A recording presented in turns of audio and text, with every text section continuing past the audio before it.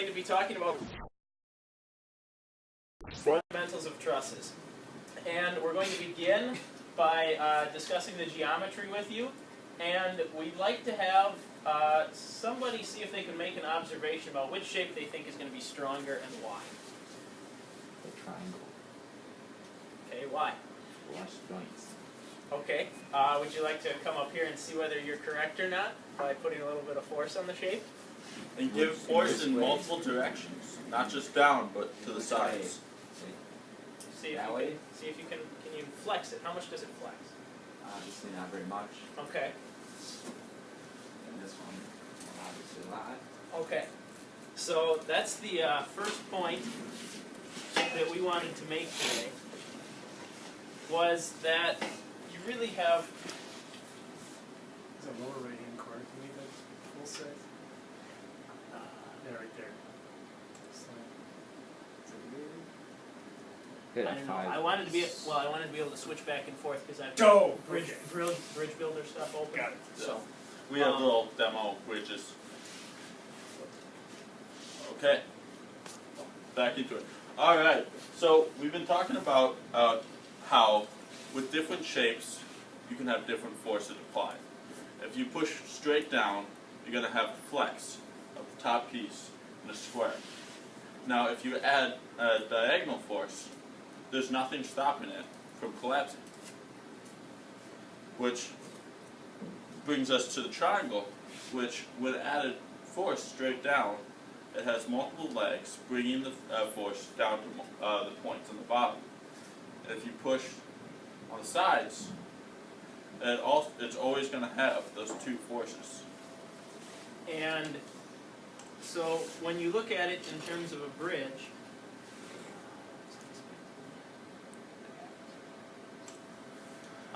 and we decide to have a bridge with no triangles in it, only squares, and we want to test it,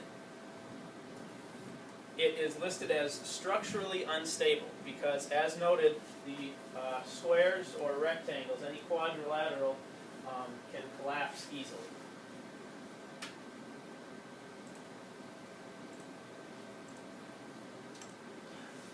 Now we're going to talk about some forces that you find on a truss, which are compression and tension. And compression forces are pushing an object together.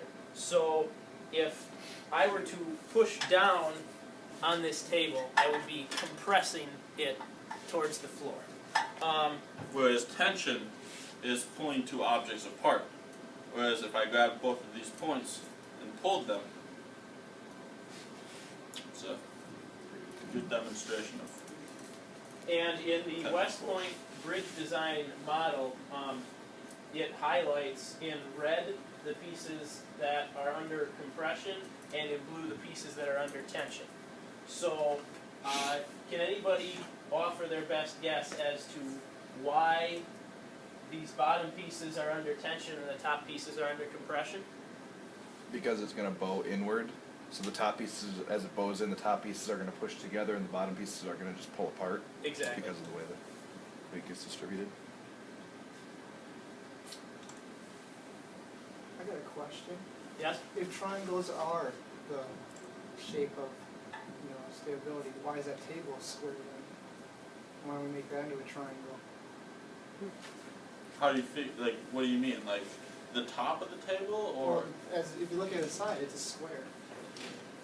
It's not really designed to hold a whole lot of weight if it was something that you were going to be putting a whole lot of force on. There would be extra struts in here to make triangles.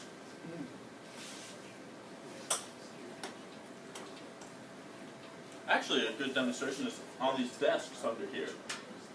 There's a triangle support piece. It's pushing out, creating that triangle, creating a more stable surface. So two components that you may find in the trusses are struts and ties, which really ties back a lot to the previous slide where the struts are the ones that are designed to resist compression. So those would be the red highlighted members of the truss that would need to have a higher compressive strength, and the ties would be the ones ones that need to have a higher tensile strength.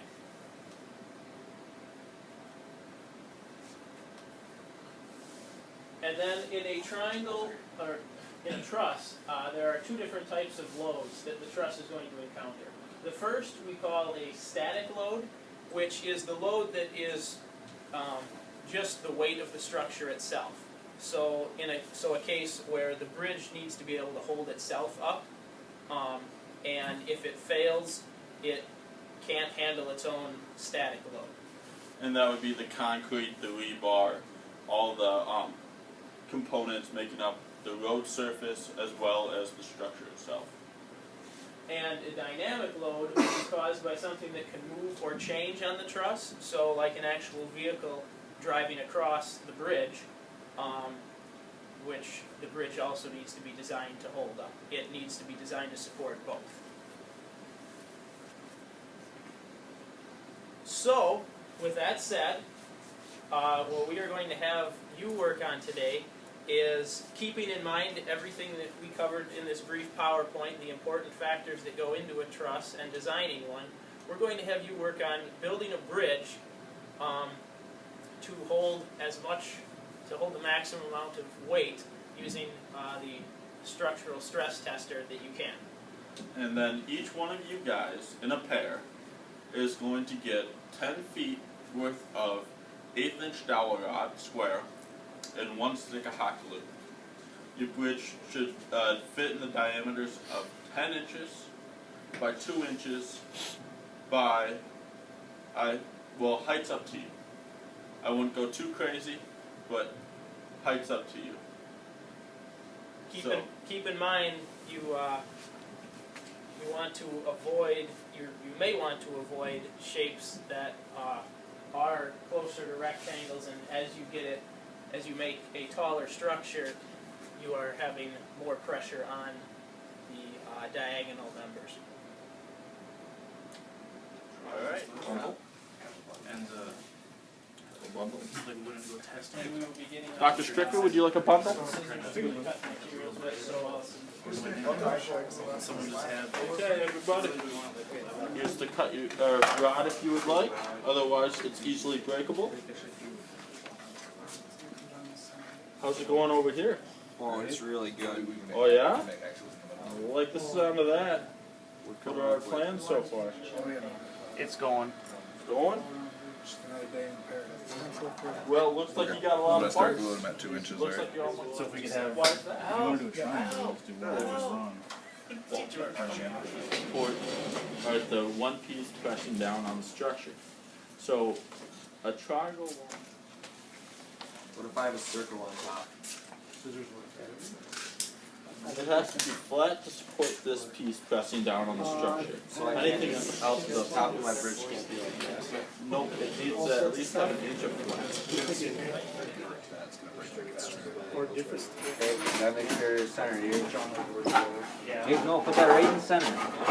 No, this has to go like that. Why is it Because like that? that's how it's tight. If we go like this, it's going to pull out. Put it right in the middle. Right. No, you put the bridge in the middle. No, what about this hole right there? That doesn't matter.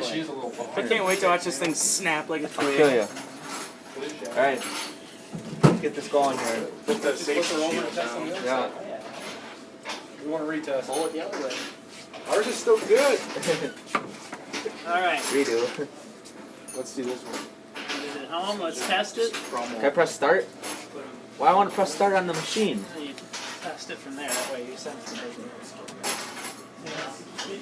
Come on, baby, snap. 7 pounds. Put enough glue on there. You're at 10 pounds right now. Bang. You're at 10 already? Yeah, Holy cow. That's killing ours. I told What's the you. max? I guess I'm on. Nano got up to 26.